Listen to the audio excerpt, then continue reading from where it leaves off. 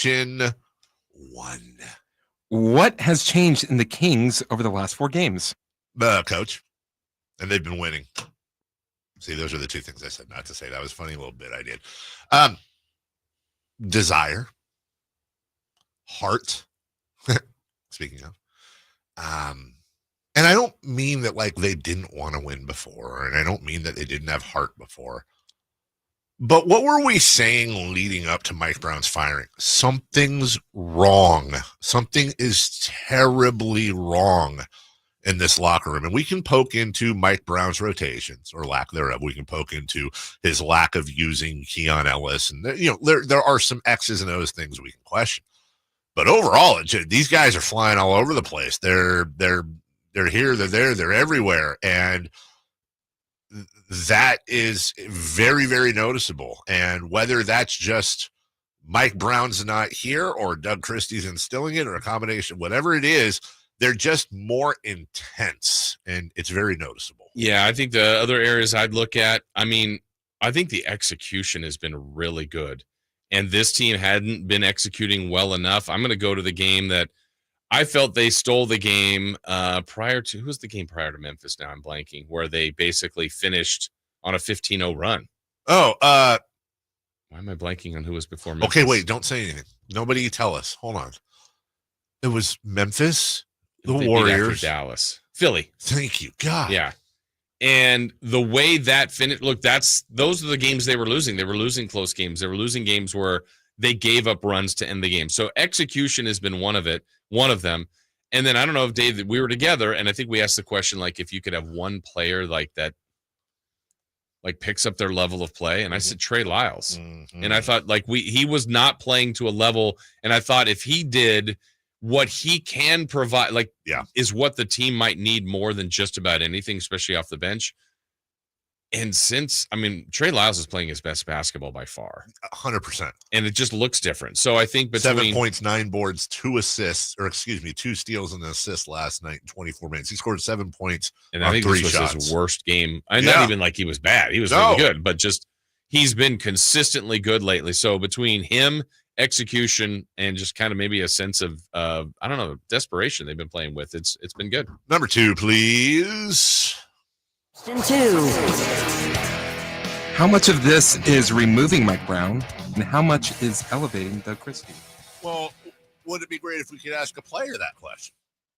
And I wouldn't say he's responding to this exact question, but listen to these 2 sound bites from Malik Monk last night. Very telling, I think. And in order to listen to them, it would help if I actually turned up the volume. So here's Malik Monk and the very interesting sound that we bought into what DC doing. We all just bought into it right now, and we all feel good and confident in what he's saying.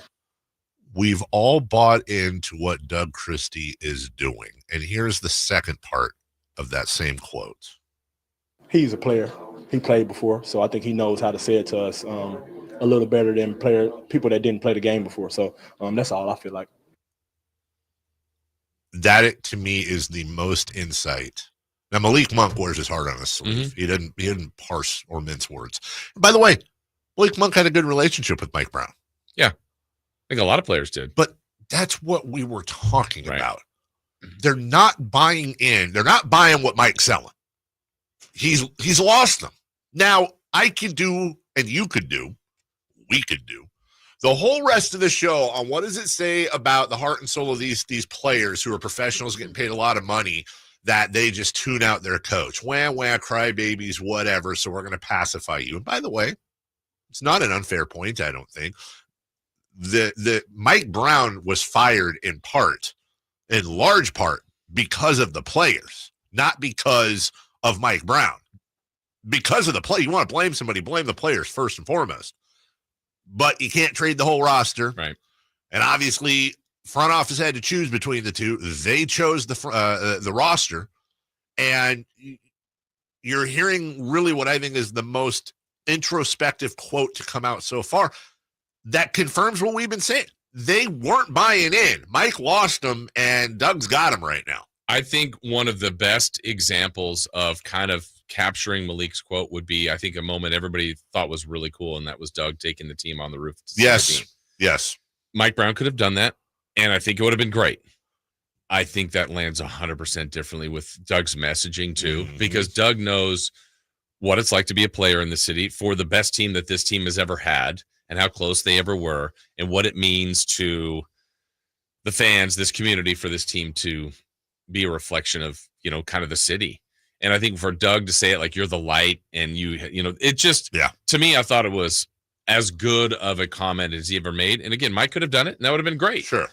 I think that lands differently with Doug personally. Somebody said something to me over the weekend, which both hit and scared me at the same time. They said, what Doug is doing so far in a very short sample size is everything we hoped Vlade would have done for the team. It's everything that we had hoped. There's never been a doubt Vlade loved the team, loved the city, loves us. He's just a great human who loves Sacramento. Yeah. Didn't work. One fateful decision changed the course of that whole thing.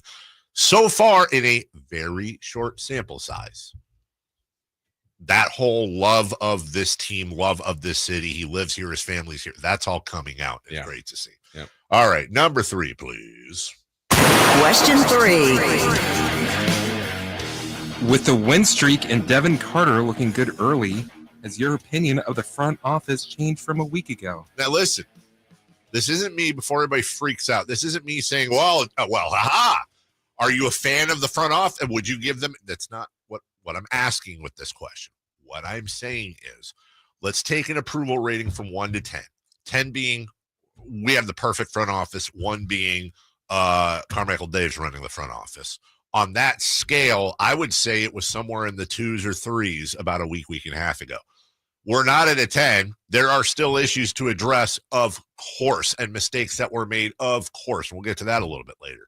What I'm saying is, I just have a feeling if I had put out a poll 2 weeks ago and had 2 questions in there, a week ago. Number 1, do you agree with the Mike Brown firing? I'm pretty sure it would have, as a matter of fact, I did do that. And it was 80-20 disagreed with the Mike Brown firing. How much you want to bet that percentage is a little bit different right now today? And number 2, would you include Devin Carter in a trade for Cam Johnson, whomever? Well, now all of a sudden, I'm not saying Devin Carter's Tyrese Halliburton or, look, it's like 3 games, dude. But I think people have seen what the front office has seen in Devin Carter.